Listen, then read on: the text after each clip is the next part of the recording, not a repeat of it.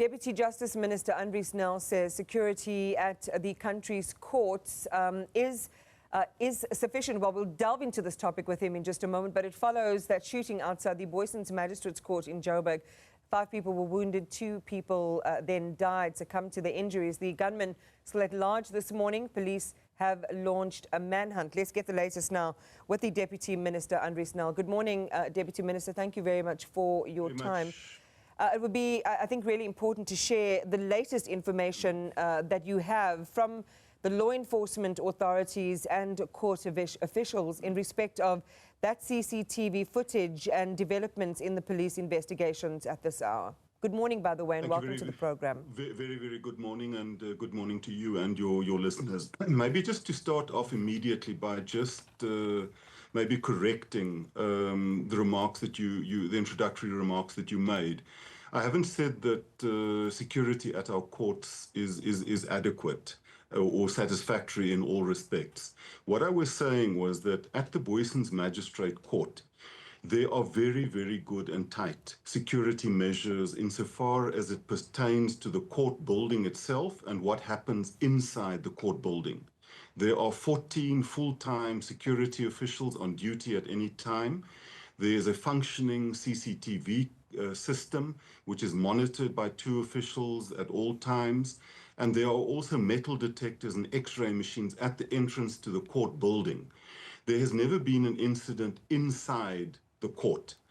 The challenge that we are faced with at the moment is that increasingly our courts are becoming battlegrounds for rival gangs and organized criminal activity, where they seek to eliminate each other because they know that their opponents will be at a court at a given time on a given date.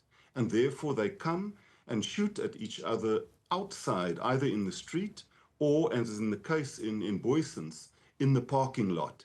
What happened there yesterday was that an accused in a stabbing incident that took place last year was appearing at a pre-trial conference. He was accompanied by his legal representative, family, and friends.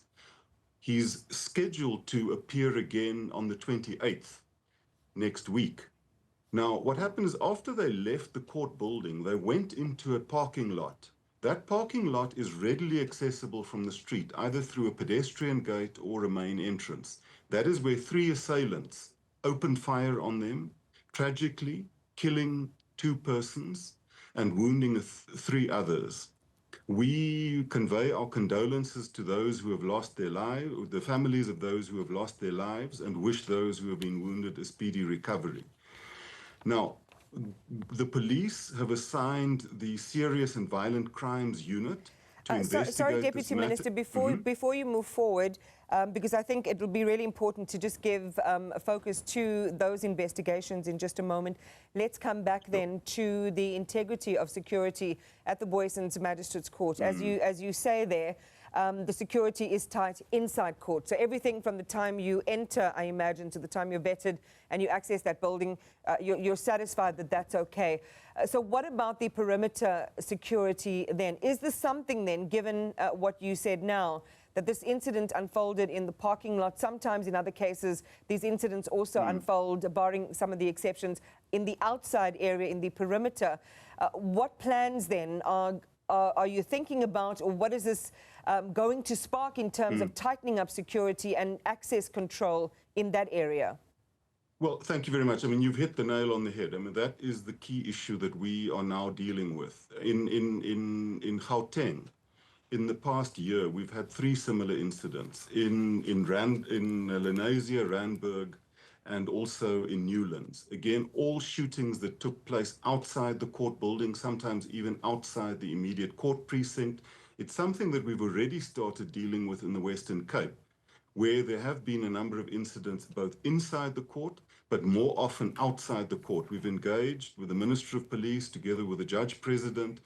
Police have already started increasing visible policing outside those courts that are gang-related hotspots. We've also upped the security inside our courts, replaced malfunctioning, non-functioning X-ray machines in the Western Cape. I think the challenge now is to start implementing similar measures at hotspot courts in Gauteng, and we are engaged with the police on that. Given the experience that we have, Deputy Minister, with violence inside and outside courts, why is it only something that seems to be taken seriously in this moment and going forward to beef up security there? You know, one would also think that there has to be... Absolutely, it is very important. It has always been important for us, because the public of South Africa and those who staff the courts, the magistrates, the prosecutors, the court officials, the interpreters, must be able to go to our courts knowing that those are safe spaces in which their constitutional rights can be exercised freely, openly, and with a sense of security. We have done, and we continue to do, as much as we can within the resources that we have to secure the court buildings and what goes on inside. I think you would appreciate that what goes on in the streets around courts is a more open-ended, more variable set of circumstances that we need to tailor responses, solutions, measures that are implementable given the resources that we have. Visible policing is one of those that can act as a deterrent.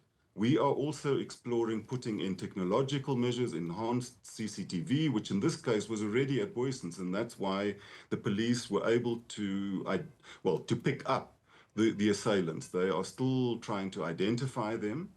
We are looking at making greater use of crime wardens in those public spaces, and exploring if the resources allow us to. We would dearly like to put X-ray machines at all entrances to our court precincts.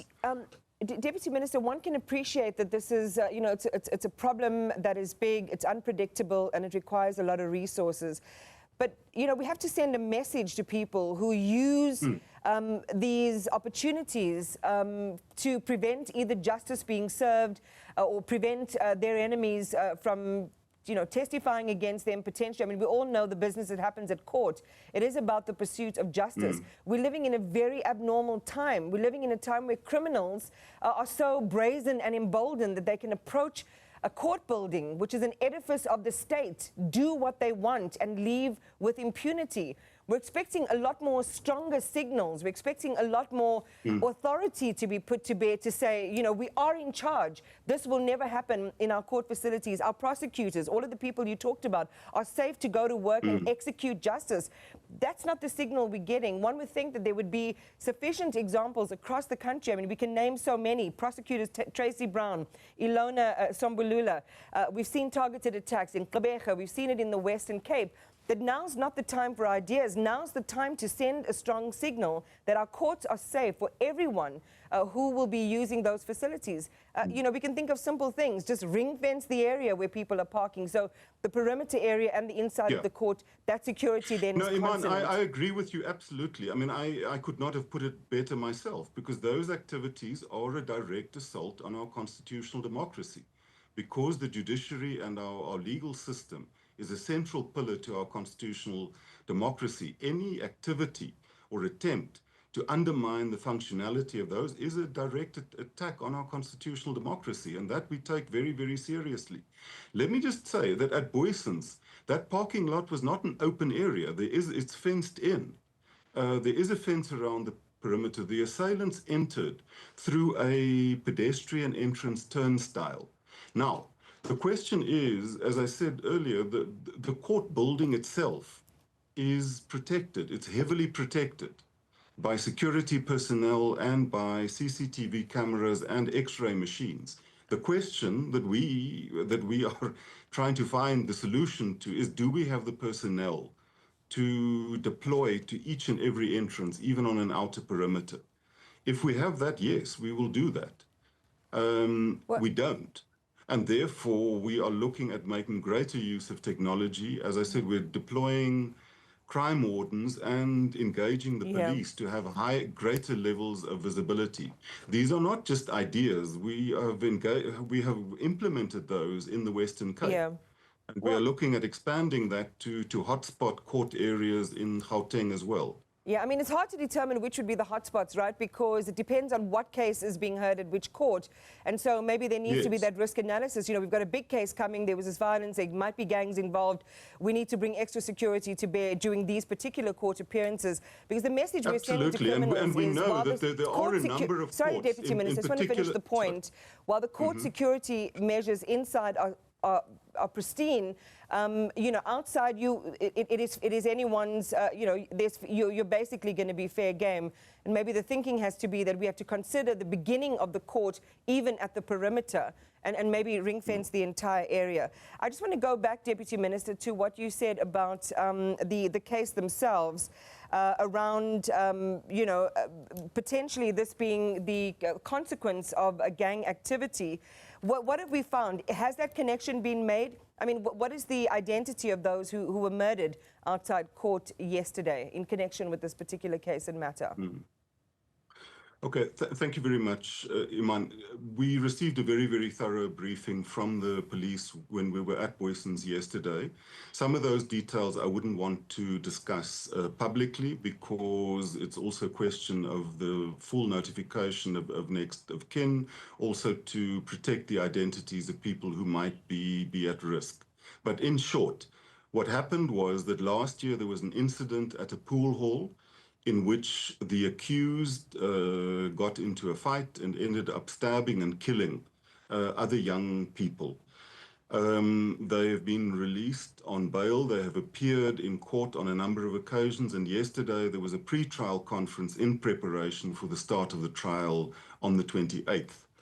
As they were leaving, they were accompanied by their family, parents, other family members, and a legal representative. That is where the three assailants opened fire on them in the parking lot, killing 2, wounding 3. The assailants were picked up on CCTV cameras. They were wearing caps. The police are trying to identify them. There is other evidence, which I wouldn't want to go into on air, that the police are also pursuing. It would be premature to speculate as to the identity and the motives, but I think the circumstances suggest very, very strongly that this is related to the incident that gave rise to this case. The possibility of gang-related links are not excluded, but I wouldn't want to speculate until we have received further reports from the police. All right, Deputy Minister, thanks for your time this morning. We appreciate it. Andries Nel there just sharing with us developments in the aftermath of that